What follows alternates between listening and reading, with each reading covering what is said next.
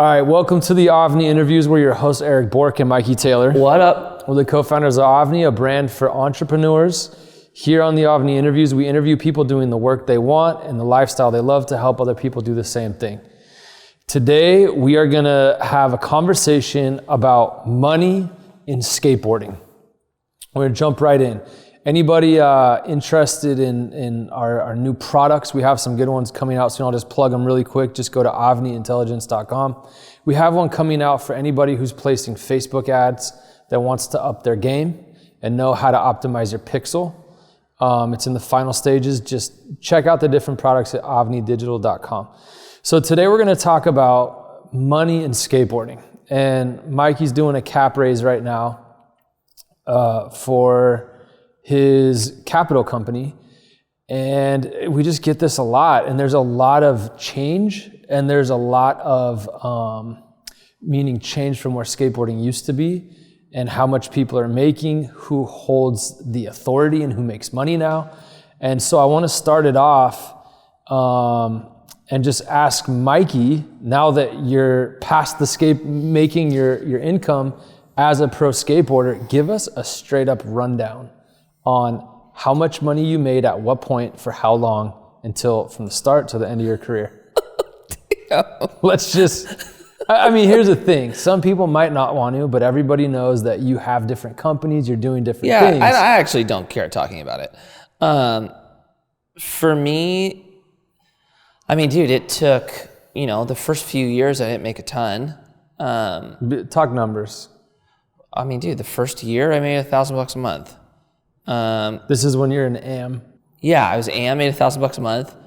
AM the next year, I was making $2,500 a month, and that was like big for when I was an AM. I was like That was a lot of money for an AM at the time. Yeah, and then I think I when I turned pro, I started making, dude, $5,000 a month. So it was $60K So right a when year. you turned pro, you were making $5,000 a month. Yeah, and I will say this, and we were just talking about this earlier, I think that when I became a pro, that window, I think there were the most amount of people making good money as a skater. What year was are we that talking? window?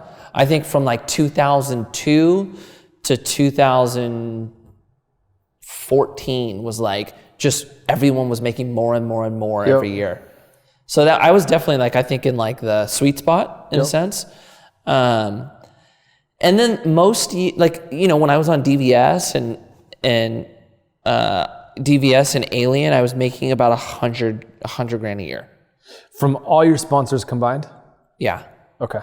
A little bit more. I was making about 120 from all my And that sponsors. was Alien, Workshop, DVS. And Maddox. And Maddox Clothing. Okay, so you're making about 100, you said 100? I was making about 120 a year. Okay, and that's before you had a shoe or while you had a shoe?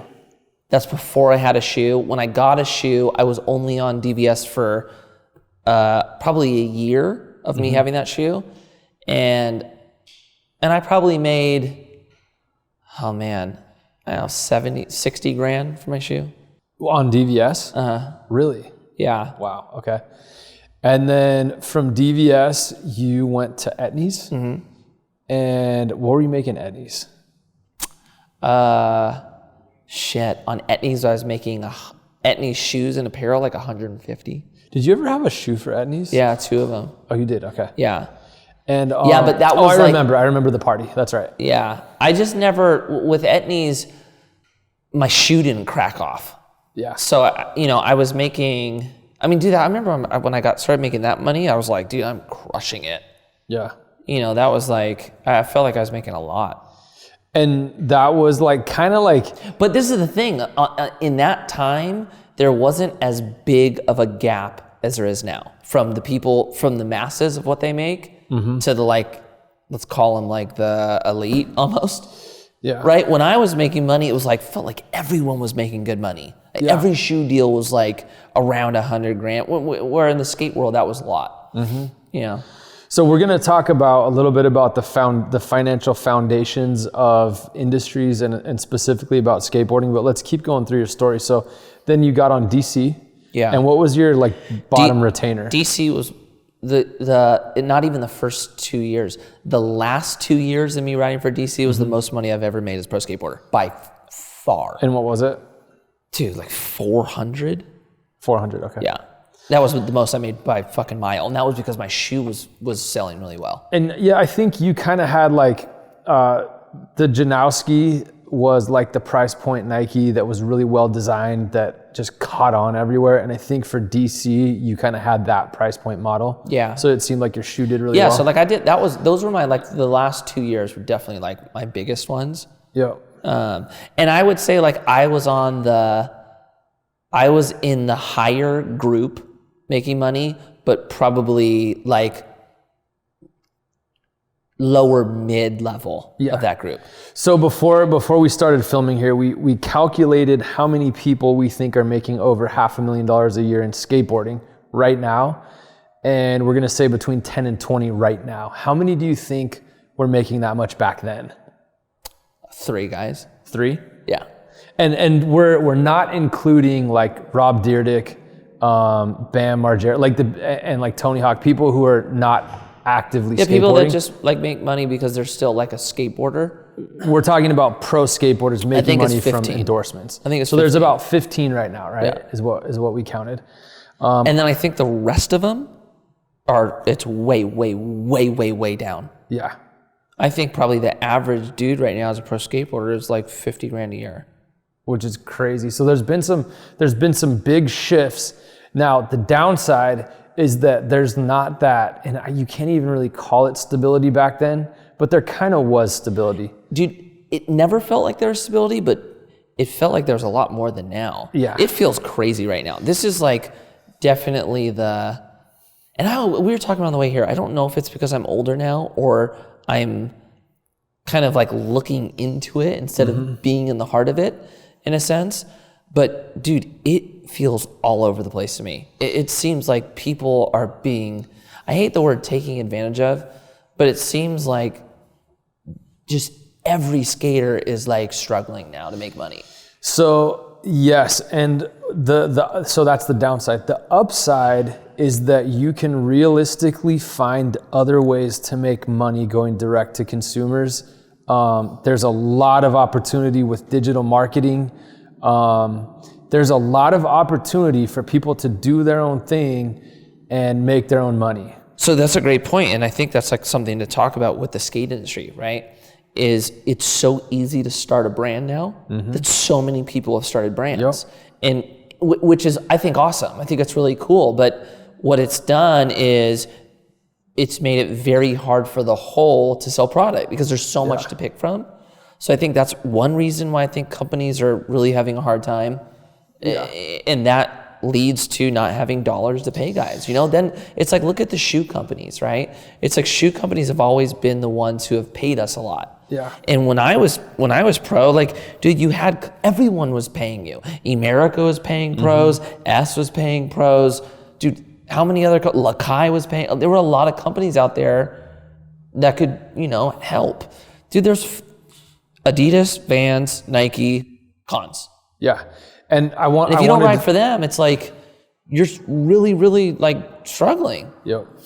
And so we're going to talk about the foundation of an industry, but we're going to specifically right now talk about skateboarding. So let's look at, to understand making money in skateboarding, let's look at what the foundation was. So really, I'm going to preface it with this. An industry is something that makes money. Yeah, but you know what though? I'm just going to say this before you go into it. The thing about skating, when I got into it, is no one got into skating to make money. The money wasn't there. Remember, I got into skating like 5 years before you. You knew as well as I did. Like, I never went into skating thinking I was going to make a lot of money. Yeah. I just didn't want to stop it because I loved it, right? And then as I started, and then as the industry started kind of going mainstream, then you had the ability to make some money. I think now it's turning more to how it was when we first got in. And I think people should be prepared for that. There is a very small amount of people that can make money, but the majority of kids coming up who really like skateboarding and possibly want to make skateboarding a career or work in the industry, I think you really just need to make sure you're doing it for the right reason.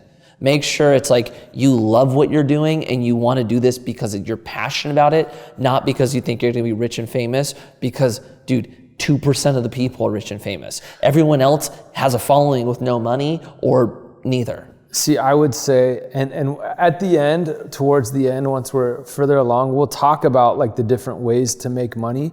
And I agree with you based on the old model. Based on the old model, there's really like not that many people that are going to make a lot of money it's like, look at NFL or NBA, right?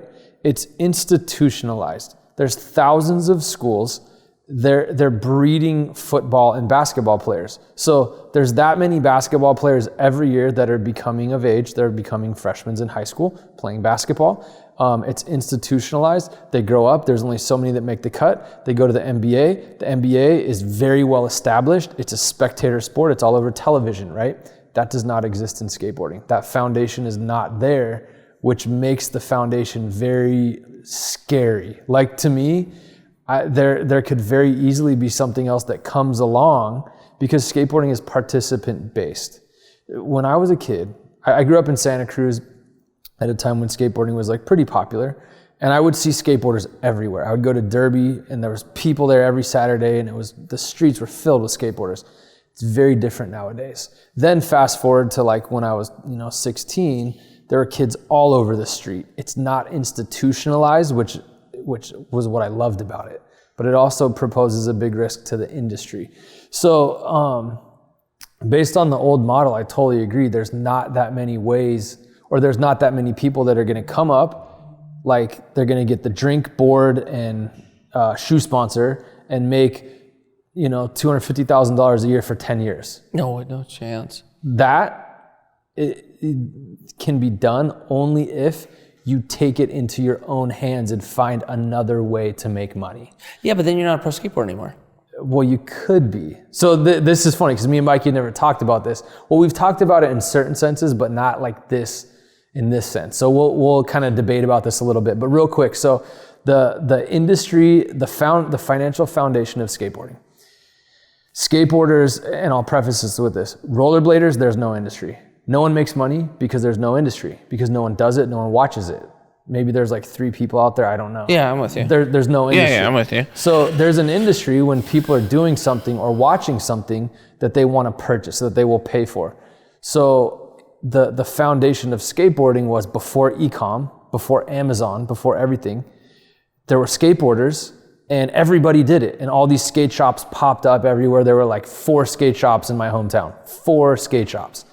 And everybody went into the skate shop. Well, they started making shoes, right? We had AVNI's, America, S, Lakai. What are, like, keep naming. What are some of like the OG shoe companies? Circa, Globe. What was the one? Barra and Jeremy Ray. No, that was audio. That was audio. Yeah. There's a ton of them. I mean, there was Osiris. There were, probably over 100 shoe. DVS. DVS. Yeah. There were probably, let's just call it 50 shoe brands that they knew that in every city across America and in Japan. Like, I went on a fresh drive trip to Japan and there were shops everywhere, right? That there was this distribution set up based around this activity, and there was no such thing as e-com. You had to go to the store to buy your shoes. So the malls filled up, then mall shops came along and they were like evil. Malls started filling up. Zoomies popped up. You had stores like 22, I think it was 22 stores fast forward in Texas that became Zoomies. So that industry really was the foundation of why skateboarders were making money. Yeah. There wasn't any rollerblade stores. Like, you didn't go and like, I'm going to go buy the P-Rods. Yeah. There was not that. So that's kind of the foundation. And I'll point out there's participants and spectator. So skateboarding was always kind of a participant thing. Like motocross, spectator. Not that many people do it. Some people do, but it's fun to watch. Yeah, that's why they make so much damn money. Skateboard, all about the videos. That's what it was all about. So with that said, let's talk about it. What's changed? So e-com. Do you want to give us a rundown? Yeah, it's funny because I think e-com has changed the skate industry in a different way than it's changed other industries. Yes. For us, I agree. I don't think skaters are participating participating in e-com to buy skate product like every other industry. I don't think so. But what I think has happened is since e-com has come, less people who don't skateboard are going into retail stores that carry a assorted amount of brands, including skateboard product. Right? So you have less people outside of skateboarding going into stores where they sell skate product. Yeah. And I think that's killing sales for us. It absolutely is. So basically, if I'm understanding what you're saying, I'll just repeat back real quick. Before, when there was an industry, well, everybody went to the mall, right? So people would go to the mall and they would look around, they'd be like, I want the Janowski, because it's cool, right? Even before the Janowski, it was like, I want the Vans, I want the Lakais. Like, people would go into the mall and it was kind of this underground thing of like, I know about skate shoes. It was either you got basketball or basketball shoes, or else you got skate shoes. That's true. And you know what another thing is that I didn't even realize, you just said it. There was a point where everyday people wanted to wear skate shoes because they were cool. Yeah. And I think that's not the trend now. I think everyday people are not wearing skate shoes like they were. And I think less and less people are dressing like skaters like when we were. So it's like, I think it's just affecting sales. And I'm going to hit on this point right now. I was going to hit it a little later, but you just touched on it, so I'm going to hit on it. I always have like a hard time when people say, and I know some people are going to like feel this way, but when people are like, why are these fashion girls wearing Thrasher shirts? Well, if Thrasher went away, if Supreme wasn't on top of the world, skateboarding would be in a much worse place than it is now. Yeah. Like, I'm glad that skateboarding is popular, and Thrasher's not changing who they are. They're not going to start posting fashion chicks. Yeah. They are who they are. They're never going to change. They're the best. They are true to skateboarding. I grew up reading Thrasher. Like, they've been around forever. So people have adapted to it in the mainstream, right? But they're not changing. And that, to me, that's good for the industry. Because if that went away, Supreme, I love the fact that it came from skateboarding. Yeah. Same thing with Thrasher. Like, yeah, people are gonna wear it, whatever. Like, they don't know what it is. We do, you know? So to me, I think those, like when people used to like say, why are these people wearing BAM? Like, well, good. You know, it's good that people are watching Fantasy Factory. Like, you know, that's good for the industry because it keeps it alive.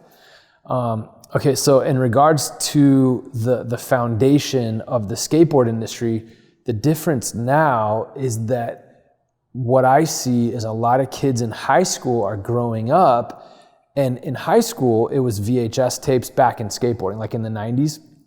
It was Battle of the Bay, Embarcadero, EMB, San Francisco. And now kids in high school are being influenced by social media. They want to be other things. They want to be YouTubers. They want to be Instagram celebrities, right?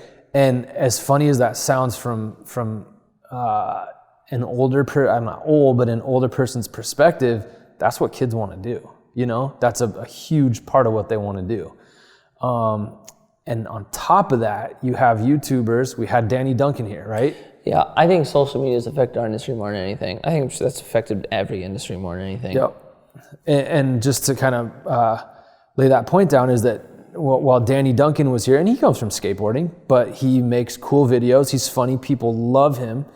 He sat down. His Shopify was at like 14,000. He refreshed it at the end. It was at like 28,000. He made like, and I don't know those numbers. He made like 20 grand while he was sitting there. No. You remember? Yeah, the Shopify was at like 450. 450K? Yeah. No, that was total. But I'm talking, okay, he made 20 grand. $20,000. He turned his phone off to do the interview, and then at the end turned it on and refreshed to go, I just made 20 grand. Yeah. Okay, that is cutting out of DC and everybody else selling shirts at the mall. You're totally right. It's totally, and I'm not saying that's nothing negative towards Danny. I'm saying that's what kids want nowadays. That's what kids are looking for. And so if someone wants to make money in skateboarding, it's weird because there's so few companies that are actually paying people a lot of money, but there's so many other ways to make money. Yeah, for sure. You know what I want to talk about before we even go there? Yeah. Is I think it's becoming, as far as pros go, I think it's becoming, right now the trend is less and less about how good you are as a pro and more about how influential you are as a brand almost. Yeah. Right? So the people making money, think about it right now, all the people making money are like, for the majority part, like the cool guys. All the guys who are like winning contests and shit, my exclusive, like maybe not Nyjah, don't make that much money. Yeah. You know, it's definitely like there's a change in the trend for skate where it's like if you have a following and that following really, God, I don't want to say engages, but like it's like a loyal audience, dude, a company's going to sponsor you before the other guy who's 20 times better than you, right now at least. Is what it seems like to me. No, for sure. And there's a certain, it's kind of people who pay attention to like the details of their own personal brand as a skateboarder. Like you look at Shane O'Neill, he's so cautious about what he posts, and whatever he posts is always just like, you watch it. Like, did you see his switch I think he's flip? actually such a bad example. I know he's a terrible example because he's so fucking good. Yeah. That like, well, he's like a unicorn. He's that good. But to your point though, you're saying people that pay attention. I know, to but like I think he's so good that he's excluded from that. Okay, give a better example. There's a hand of a pro skateboarder? Of like the group that's like focusing on being influential.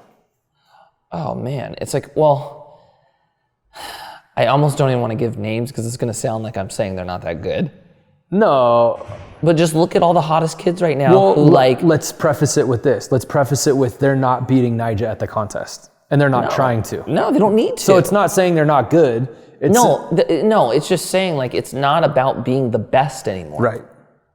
I think it's that simple. It's a being of the most influence is more important than being the best. So give an example, and I'll give an example of someone that's really good and also really influential is Neen. But he's doing stuff outside of skateboarding. And Neen, I think, is a good example because he's making money from skating, but he's doing stuff outside of skating that has nothing to do with skating, like his cooking and stuff, his food, but it's awesome, right? So my point would be that if you want to be a pro skateboarder, you need to find other things to do along with it. Yeah, but that's what you're on. But I hear what you're saying, but really what that's saying is don't be a pro skateboarder. It's like you need to be more than a pro skateboarder. Like be a skater that does all these other things. Yeah. Right. I think that's what the core principle is. Like the days of you just being a pro skateboarder where your job is just to film a video part and do tricks, that is very, very hard to do now. So where you almost need to go in and go, I'm gonna be a skater who builds an audience, but I'm gonna have to find all these other things to do to make money in other ways. Yeah. Yep. I think at this point you pretty much have to. I don't think, this is a question I've never asked you before, and I've thought a couple of times, but I wonder if so we have the current wave of like people who are really good in contests that also are authentic, like Curran, Caples, Nyjah. I wonder if there's going to be another wave of those. I'm sure. I think everything comes in cycles. So like the kid that comes up that's like the next Nyjah, because there can only be a few of them. I think it's Yuto right now. It's what? Yuto. Yeah. He's the next Nyjah. Yeah, that's true. I think he's gonna win everything. That's true. He's gonna be the first skater to have an Olympic medal. Yeah. Oh, the Olympics too. We didn't even think about throwing that into the mix here. Yeah. All right. So I have something I want to talk about, but before we go there, really quickly, let's just kind of recap. Right now, you have Nike that's paying people. Mm-hmm. You have Adidas that's paying people, Vans, and Converse. How many people? I know Nike has a big skate team right now. I think they're all exploding they're all like exploding at the seam. Like there's too many guys. It's like everybody's trying to make money on the four companies. Yeah. And so that really right now, and I don't know this, but I know that like Nyjah still has a drink sponsorship, but are drinks really paying skaters that much anymore? I haven't paid attention A to little drink bit. deals. I think it came down from like the heyday. But dude, yeah, I think like you can get anywhere from 60 to 150. Yeah, from a drink, which is like, dude, it's so funny thinking about the heyday, how much people were getting. I know, dude. It's so crazy. Fools are getting like 300 at some point. It's wild. And like thinking about if they wanted to do it, you know? Yeah, totally. Okay, so that's really, and then just for anybody that doesn't know, as far as like board money, give a rundown on board money. Doesn't exist. No, it exists, but it's just not that much. It's not that much at all. Like, example. I would say, gosh, if you had to like go down average on pros, it's $1,000 a month. $1,000 a month. $1,500 a month. So the average pro skateboarder is making between $500 and $2,000 a month from their board, and that's actually a big thing because I think a lot of pros haven't totally noticed the switch yet. What do you mean? Like, I think like AMs, right? I definitely don't think they realize how little pros sell boards. Yeah. Pros don't sell boards anymore. Yep. It's across the board. We don't sell boards. Yeah. Right. And I don't know if like, I think most pros actually think that it's the company that can't sell their board. I think it's all of us. I think all of us struggle to sell boards now. Yeah. Yep. I agree. You know. Well, because that's why everyone makes so little, because you can't sell enough boards to make it make sense to pay you anything over that. You know what I'm saying? Like when I was on Alien, I was making $4,000 a month. That was a lot. From boards. That was a lot, dude. And then we couldn't sell that many, and we had to come down, and everybody had to come down. Yeah. You know, I don't think pros are selling 1,000 boards a month anymore. I don't think anyone's doing that. And P-Rod, the couple of them. Yeah. But dude, the masses don't. They don't come close to that. And also another interesting thing is that back then, I remember like friends would all have like a signature board. Like the only people buying like branded boards now are people skating, but I go around and I see kids skating, and most of them who skate a lot have blanks. Yeah. And then on top of that, the friends who don't really skate, they all find it easier if they're just getting around to buy longboards, right? So there's just all these different components that have taken away from board sales. It's not to say they're not happening, because of course they are. Primitive selling boards. This is what I think is tough. We're in a high market, right? There's a lot of money floating around to sell shit, right? Yes. And I think the skate industry as a whole is suffering right now. So, dude, I think when we see a correction, I think our industry is going to get fucking. I think we're going to get hurt, dude. Yeah. I think you're going to see it go back to like some fucking early '90s shit. Is what I think. Which is the only I think argument to that is whatever the Olympics does for us. I don't know what that's going to do. That might be the saving grace. But it's like, dude, if we're struggling to sell product in a market that's very easy to sell product, dude, I think it's going to be trouble. Yeah, the good thing was, as far as like skateboarders making careers off of selling boards and shoes, the good thing though is that skateboarding still instilled in the culture. Yeah, so you have 100%. Like Supreme, right? You have Supreme. You have, what were the other ones I was thinking about you have Supreme, you have Thrasher, like they're everywhere. Everyone's rocking it. To me, that's good. It's instilled in the culture.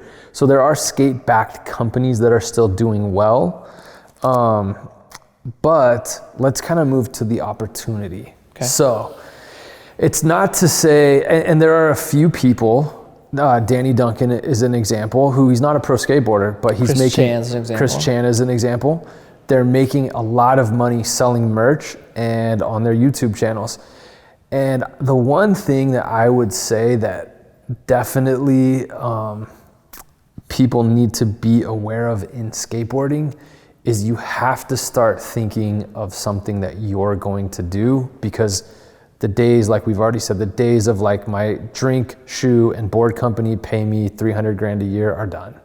Like that doesn't really exist anymore, except for a few people. I agree with you. I think like what if everyone can get into this new mindset of you need to go do it yourself, right? Mm-hmm. You need to sell your product. You need to build your following. You need to give as much power to yourself to make money as possible. You're going to do pretty well. No matter if it's like you want to be a skater, you want to start a business. I don't care what you want to do. If you can go into that mentality, you're going to do pretty good. Because what the hard part is, and granted, like I own companies in this industry. I understand that this is going to make it difficult for us as well. But the more control you can take away from the companies and give to yourself, the brighter your future is going to be. Totally. Right? So it's like, I think going into it, you know what? Don't focus on the cool guy club. Don't worry about like people not thinking you're like the shit. Go in there with a plan. I love skateboarding. I'm going to skateboard. I'm going to do rad shit, and I'm going to sell my own stuff. Yeah. I'm going to sell merch. I mean, dude, you don't even need to be a businessman to sell merch. Yeah. You can stay on this, like all I care about is filming cool tricks. You're going to get a following that way. You do a merch deal. They handle all your operations. And now you're selling your own product and making money. Yep. Right? It's like, dude, to me, it's like that, dude, that's like a great way to go into it. I think a lot of people just get stuck on like feeling like they need to appeal to the group of people that don't even buy product. Yeah. Right? All the guys with the biggest opinions don't buy shit. Yep. But it's like it stops us from like actually going and doing things. I'm a perfect example of not doing things because I was scared of what people thought. Right? Like it took me a long time to not give a shit what people thought. And I think I could have done a lot more. Yep. You know, dude, skating is so, you put so much out there and expose so much of yourself that you're very scared of people saying you're whack. Dude, and that's what I wanted to talk about. So I want to kind of talk about what we did with AVNI, and really quickly, I want to kind of throw out the process, something practical that people can do if they're in that situation. So this is the thing I would say, don't get stuck in. I hope you're going here. Is this for the person who like wants to get started building, let's say, a career in skateboarding? Or skateboarding, or let me just give the kind of the process that I was going to say, because we also went through this process starting AVNI, which isn't skateboarding. So this applies to skateboarding, and I'll narrow it in. But here's what I was going to, and I am going there. Here's what I was going to say. Don't get stuck if you see someone doing something that's lame. Because dude, there's some people on YouTube I can't stand. Like they're just like, hey, and it's like they sound to me like Pee Wee Herman, and it's a turnoff. And I think that a lot of times when people are like, wait, I'm like legit, even though I'm not making that much money, like I'm looking at this and I don't want to be like that at all. And I think that the trap is to say, well, I just can't do anything on YouTube or Instagram because that's lame. Keep going past that, because that could stop you, but there's all kinds of other people doing stuff that is cool. So let's say you want to be a pro skateboarder. Where would be the first place you started? Because back when we were kids, it was make a VHS tape, send it out, and get a sponsor, right? What would be the first thing you do now? The first thing I would do is I would start posting good, and this is today, and it's so funny because this has totally changed. I would start posting on Instagram. So you start building a following. Yeah, building a following. I think that's the best way to get started. And it's funny, man, because you see it with like Skate Moss and the Girl Gang right now. Like you're watching them, like she's on the 9 Club Experience and they're like doing their own thing. And I don't watch all those, but I watch a little bit of hers, and she like wants to do a fashion line. She's like all into it. That's like so that's outside of skateboarding, because I guess Letitia makes a lot of money, right? But how much money would you make if you went that route? So she already has other things, and I don't know her. I'm just like, from what I've seen, that's what she wants to do. That's outside of skateboarding. So that's what I would do. I would start building a following on Instagram, get a following, or YouTube. I'm not saying you have to be a YouTuber or do it how every other YouTuber has done it. You could do rad videos, right? You could do really cool like VX videos, or like they used to do montages with your friends. You could do that. You could build a following. Lightwork, great example, right? They made these rad videos, their own style of filming. And I think Eric and Marcel are a good example in general. Marcel, yeah. Both of them. Yeah, for sure. So that's the route I would go. Now, is that going to turn into like a, $10 million Nike deal? It could, but probably not, but it could turn into doing your own line. It's funny because I still remember it was at, I think, what was it in New York? Yeah, it was the Maloof Money Cup, and Tori was there. Tori's actually kind of a cool example. And I remember he grabbed the phone from Brian Schaefer, and he was like, "Hey guys, I just started a grip tape company," and everybody was like, "What?" And I remember Brian grabbed the mic from him and was like, "Yeah, go buy some grip tape. He's gonna make like $10." And like Tori's doing pretty good now, like Grizzly's come a long way. So I would say start building your own following, and that's what kids in high school want to do now. And then be on the lookout for different ways, and that's really what we're doing at AVNI, is figuring out ways where you can make money, based off of your audience with digital marketing online. That's kind of what I would say. I don't know, what do you think? I would absolutely start building a brand. I think it's the most important thing. Building a brand in the following. Yeah, I think it's funny, man. I think when I came up, it was different, but I think a lot of people are like searching for legitimacy, right? Like we talked about Chris Chan for a long time about this point. He's actually a great example, right? Yeah, he is. Chris was like always looking for like acceptance in the skate industry, right? Where like you don't need that anymore. It's like the beauty of it. He's almost like paved a way for the next generation of like this whole new option for them to follow. And I hear what you're saying with YouTube. I don't think you need to be a YouTube star, but like if you can build your brand, build a following, you have so many different doors that you could walk down. Totally. Right? It's like, it's almost endless opportunity at that point, And I think like, dude, for me, it was like, my goal was never to be a pro skateboarder. My goal was to I didn't want to stop skating. Yeah. And being a pro skateboarder was the best option of me being able to skate every day. The beauty of like building a brand and using that to make money is that's a new lane for you to keep skating. Yeah, absolutely. And another thing too, because I've thought a lot about like what makes something cool or what makes something not cool. I think a big part of when you go after building an audience, I think what people don't respect or kind of what makes things like lame is when there's no talent behind it, right? But if there's a talent behind it and there's skill behind it, now I'm not saying like, I will say, Danny Duncan is funny. Like he's a funny dude. He's doing like the jackass, like Bam stuff. Like he's doing that, which in itself is kind of like a daredevil talent or whatever. But I think what people frown on is like the chick that just like posts herself and like has no brain and like has 100,000 followers. I think that's kind of what people don't like. But if there's a skill, like your talent could be reviewing tech things, right? Your talent could be skateboarding, but you might not be sponsored, but who cares? If you're that good, build your own following these days and then make money on merch, So I think there's a huge opportunity for it. And I would say that if anyone's in the old mentality of like, I'm going to get sponsors and be set, you got to get out of that mentality. It just doesn't exist anymore. It's changed. And I think you're right. I think that when the market's good right now and we're still suffering. When the market's bad, dude, I was like, Nike dropped their whole surf team overnight. Like that shit can happen to skateboarding. Like it literally can. And I'll hit you with the wild one. You know what I always wondered? Like, what if hoverboards? You've seen, they actually have hoverboards now. Like, what if like we actually get hoverboards? Like, is everybody gonna start? What if like, you know what I thought would be a rad one? Like, what if like you could fly like off buildings and stuff, and everybody started doing that and stopped skating? Like skateboarding becomes rollerblading. Like for the next generation, you guys are fucking rolling on the cement. See, I don't think that'll. I don't think that'll ever happen. But like, what if? Because to break it down, when we were kids, it was BMX, skate, surf, and snow. Snowboarding, you had to have the snow, and it was super expensive.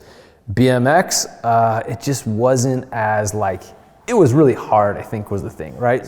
Not as much of a participant industry. Everybody rode bikes for fun. Motocross, really expensive. Skateboarding was the most accessible. And I think that's why it became so big. It was just the most accessible. But what if something else comes along that's just as accessible? That's like, and I don't ever want skateboarding to go away. I love skateboarding. But I think about that sometimes. Like, what if everybody started like riding hoverboards out there, and then all these new hoverboard companies, like that could actually happen, you know? Anyways, that was a random one. But okay, back to money. Let's talk about what do you think are the best ways, and this is kind of where we're going in the next 6 months with AVNI, so let's kind of give a little preview. What do you think are the best ways to make money? Oh man, that's a great question. What are the best ways to make money? Or Pause. I want to say something that I forgot to say right here. With everything we've just said, there is a certain element of passion and fun and doing what you love. And it's not impossible to be a pro skateboarder. No, it's not impossible. No. It's just not as financially rewarding in the same way that it used to be. And there is a way to make it happen. You just have to be willing to move with the market, because the market's changed. Yeah. The market's totally changed. There's opportunity. So I don't want to discourage anybody that's listening. Oh, I should stop skating. That's not what we're saying. What we're saying is you have to be creative. And I think the best way to look at it is like, if there's options for you if it doesn't go exactly according to plan. I think that's the best way to look at it. Which used to be you became a photographer or a filmer, and that was it. Yeah. Or started a company. Yeah.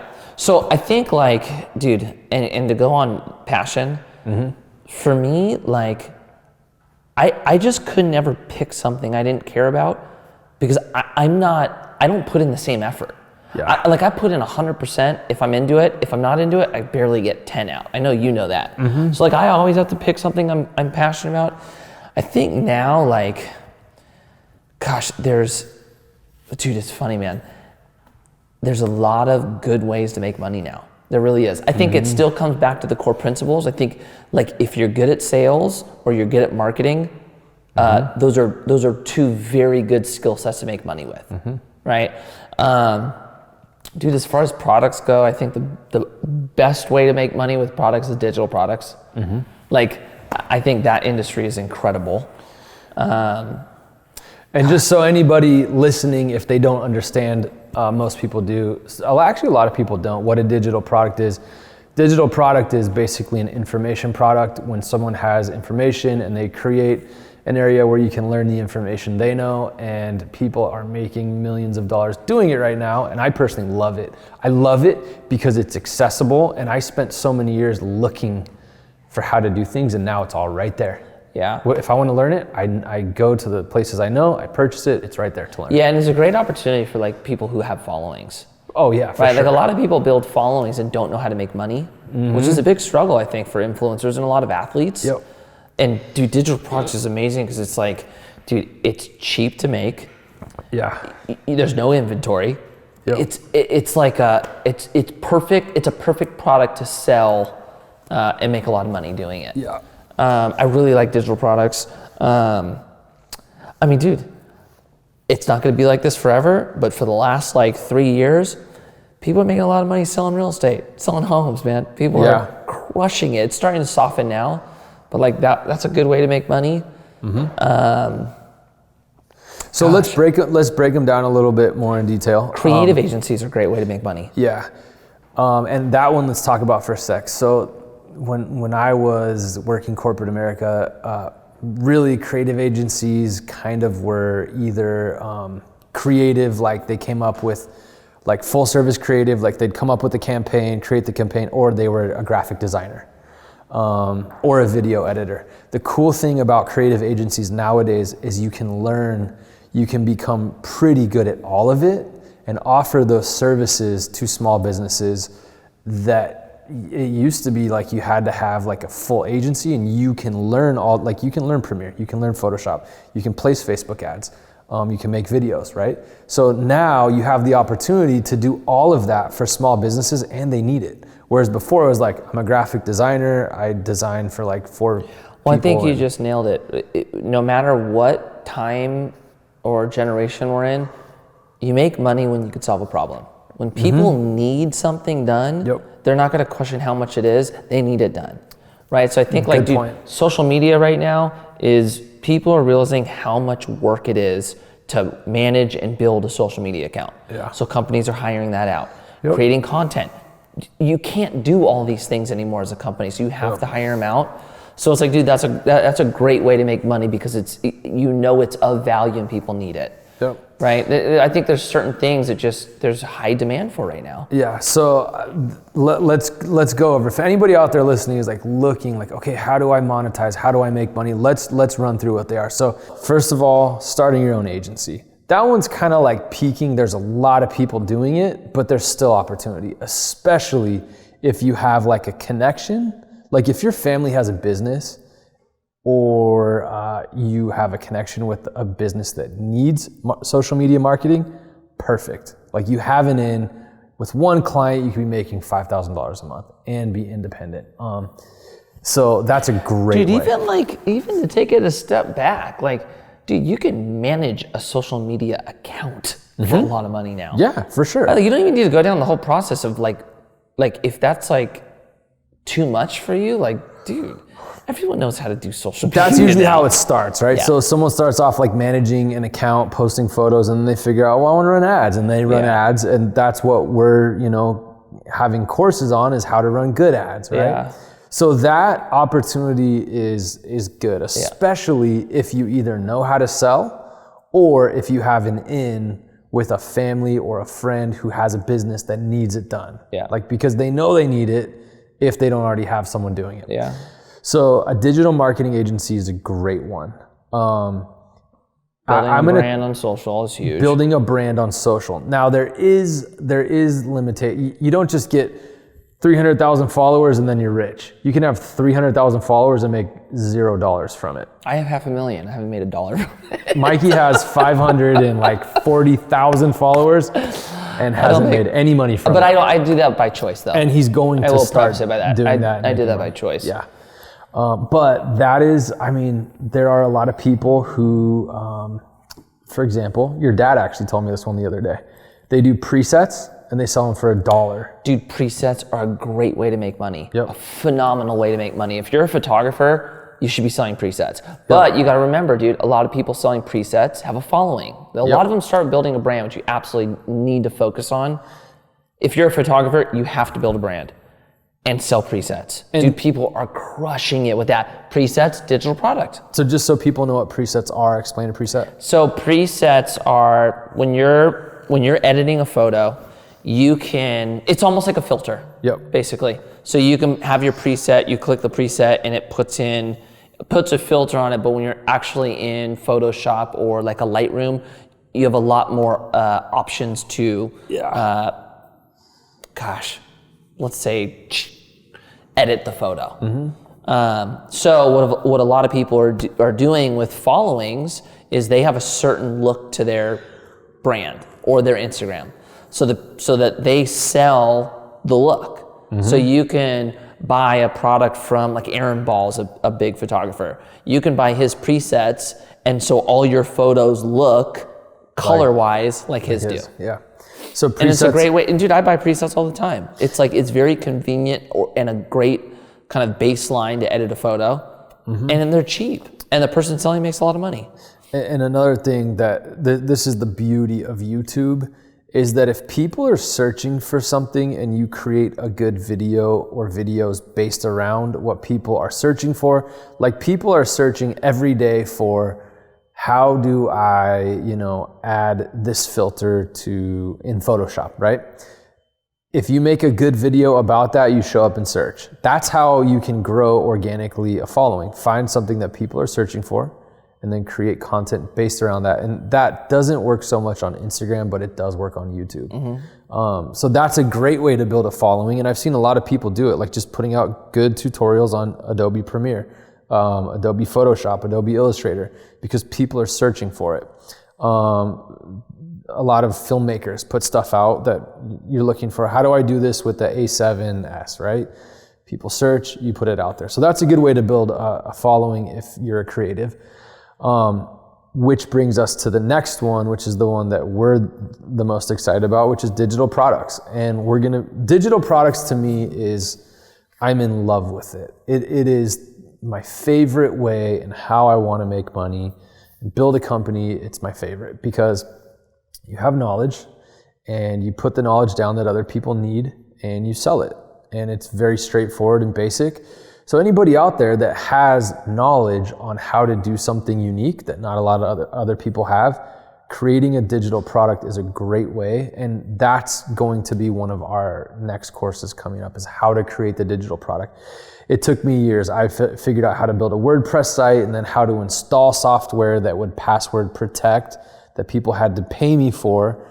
Now it's a lot easier. There's certain sites you use to create digital products, but digital products is one of the best ways to make money. So I think creative agency, building a following on YouTube or Instagram, that one's a little more iffy, right? It's a little more like if you can build a big audience and not monetize it. Yeah, you have to know how to monetize it. You have to know 100%. How to monetize it. And that's a big part of what we're teaching, is how to monetize it. And then digital products. Next, let's talk about, you mentioned real estate. So how do people make money in real estate? It's transactional. You sell a home, you make... Yeah, the thing about real estate is if you want to make money, like quick money, it's got to be transactional. As far as real estate investing goes, it's not as fast. Well, so let's separate them. So just a real estate, basically transactional, you make, a percentage of the sales, the sale, right? So you go out, you list homes, you sell homes, and you make a percentage of the sale. And we've talked to a few people, I think probably 3 people on our podcast, that all told the same story of like, I was broke, I was bummed, and then I was like, I got to get off the couch. Went out, sold 10 houses, I was back in the game. Yeah, the good thing about real estate is like you don't have to go to college to do it. Yeah. And if you hustle, if you're a hustler, you can make good money. For sure.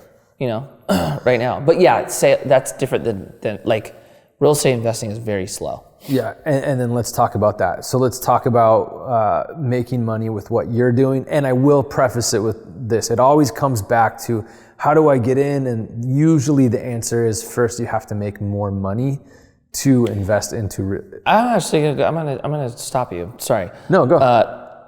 You asked me the best ways to make money. Yeah. I'm gonna tell you the 2 ways that I chose to make money after skateboarding. That's perfect. Right, which is a good way to talk about it. Yeah. I chose to create a company with you that sells a digital product. Mm-hmm. So I believe in digital products. I think it's a great way to make money. Mm-hmm. So that is where I make money. Mm-hmm. And then I created a real estate fund. So those are my 2 ways to make money, right? Yep. But they do 2 completely different things. Yeah. Right? When it comes to real estate investing, it's a long play. Yeah. Right? If anyone ever tells you you're going to get rich quick investing in real estate, they're full of shit. It's not built for that. Yep. So with that is a slow build. Yep. So I have what we created at AVNI that can be quicker and produce cash flow, make us money. Mm-hmm. And then I have the investments to grow wealth. Yep. So I chose something to make money and something to grow wealth. So in my opinion, those are 2 of the best ways to make money. Yeah, I think that they're the best. And I will say this, dude, like I was telling Ryan this earlier. I made money because I had a passion, right? I actually don't think I was that good at making money. I think I'm better at growing wealth. I think that was always easier for me, but like I've never felt like the hustler type that sits here and just sell to make money. That's not me. I'm good once like you have money, oh now I know how to grow it, and that was learned because I was making money skateboarding, but it never felt like I was good at making money. It felt like I was good at skateboarding, So there is a sense of like, that's new to me on like having to like actually go make money now. Yeah. Which is, so I would agree. I think that those 2 ways are 2 of the best ways to make money. And digital products, there's just an abundance out there, but and I've heard that a few other places too, is that what are the best ways? Multifamily or storage real estate, basically development real estate, investing, and digital products. I don't know if I said that right. Well, but they're 2 different, just to say they're 2 different things. They're 2 different things, right. But those are 2 great ways to make money. And The thing that scares me about the audience growth is that new tech companies and social networks aren't really popping up right now, and they're now gaining so much control over the algorithms that it's like... I think apps are a great way to make money. Apps are a great way to make money. Tech is a little weird right now. You know more about tech than I do. Tech is not I don't know that. I don't know. I follow it a little. I follow it, but I don't know that much. But I do know that like people aren't really like... You're not seeing all, like there's a bubble. You're not seeing all these new tech companies pop up every week, and then Vero pops out, doesn't work, people are over it. Yeah. People are sticking with Instagram and YouTube for the most part. For platform-wise. And then Pinterest for mostly women. There's not that many men that like actively use Pinterest. So anyways, that's our rundown right there. To kind of recap, and I'm going to re-emphasize this point. If you're getting into skating, you got to get over the like, I'm not going to do anything. It's all going to come to me. It's not like that anymore. It used to be like that. It used to be like, I'm so good. Everybody wants to sponsor me. Nothing's that anymore though. You just need to know. It's not. Don't ever go into something thinking you're so good something's going to come to you. It's all coming down to the guy who goes out and actually gets it, makes it happen, is going to win. Yep. You have to execute. Yep. They have to. And it's almost like you have to be in this new mindset of like digital growth. Mm-hmm. You need to be in the mindset of digital growth. And we've very clearly seen that 2 years ago, everybody stopped growing. Yeah. Instagram was just like followers. 2 years ago, algorithm change. Like I've seen people that haven't grown more than like 1,000 people in 2 years that have huge audiences. Totally. You know? Yeah. So you have to, I feel like, and this is just my opinion, you have to be adapting to this new digital landscape. E-commerce, the one that we forgot, and I know you have mixed feelings about this one, is creating a brand through Shopify, creating a product through Shopify. That's a great way to monetize if you already have an audience. What do you mean I have mixed feelings about it? Well, starting your own apparel company right now, going direct to consumer. I'm okay with that. No, you're good with it, but it's not as easy as it sounds, right? Well, tell me your thoughts on it. I think it's easy to set up. I think it's more competitive to sell. That's what I was talking about. But yeah, I mean, dude, it's definitely an avenue. I think Shopify's the shit. Yeah, I do too. Straight up. I love it. Yeah. So that, I mean, like, and we just interviewed Mike and Vince Quality. Like, they started a glassware company, eyewear company, and they're doing really well. So there's definitely ways to make money selling direct to consumer physical products also. There's definitely an avenue there. So that's another great way. I guess I would just say that's not like what you would say is the best way, is what I would say. Not for me. Yeah. Not for me personally. Yeah, and for me... I mean, dude, I've come down I've been on the other side of products, having to purchase products. That's what I was going to say. Dealing with margins, dealing with inventory. That's hard. It's a lot harder than the digital products is like, you almost can't believe it's real. It's like, it's just that good. Yeah. And my whole hang up with products is the inventory and the overhead.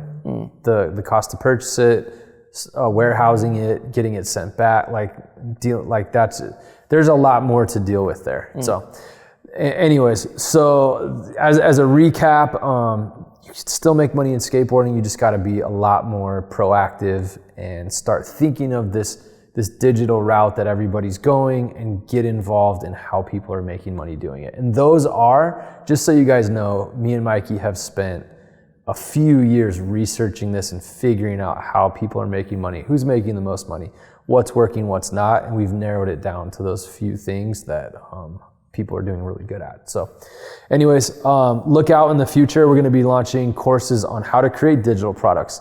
We've already worked with a couple of our agency academy members to create, or at least one, to create a digital product. So our whole shit now is like putting out products to help you make money. That's the thing, is we want to help people make money. We want to put out products that help people make money, and it's fun doing it, and we love doing it. So look out for those. We'll wrap it there. And you got anything else? I think that was like a good snapshot of where skateboarding is right now and where people need to be looking for in the future. All right, the end.